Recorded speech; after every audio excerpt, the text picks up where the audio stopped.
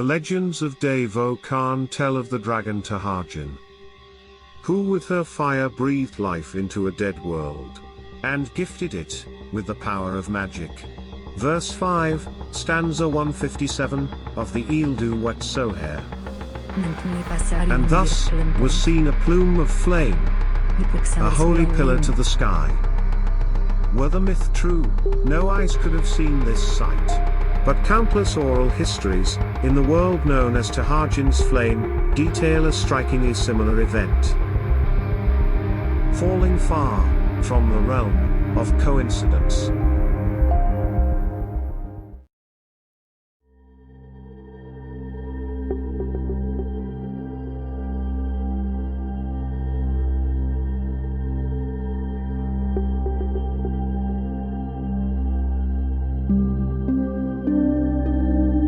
The planet's northern pole. The site of the crash. A cube from alien space, countless light years from its point of origin, and badly damaged from unidentified hazards en route.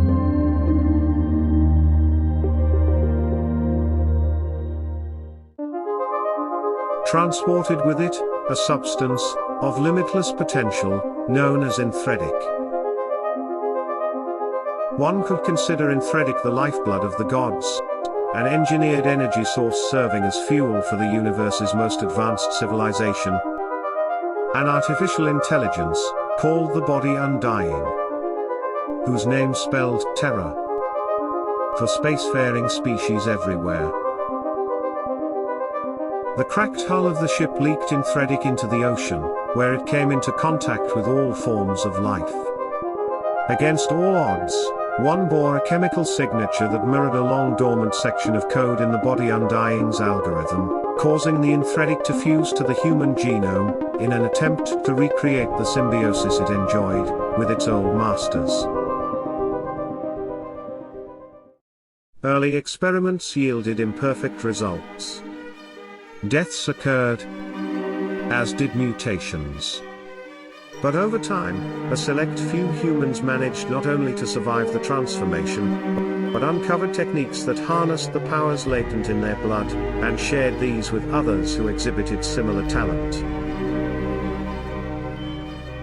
Slowly but surely, as such knowledge grew, traditions formed, each guarding the secrets of their art jealously, at times to the point of war.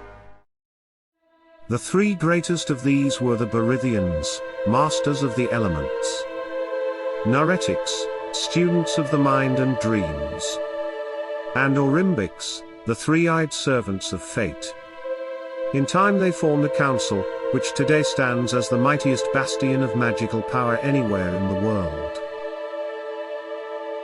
That each tradition took root in the northern hemisphere was no accident, for casting spells was found to bring increasing agony the further south of the equator one traveled. Beyond the threshold of the fourth meridian, bodily deformity was an unavoidable cost of magical practice.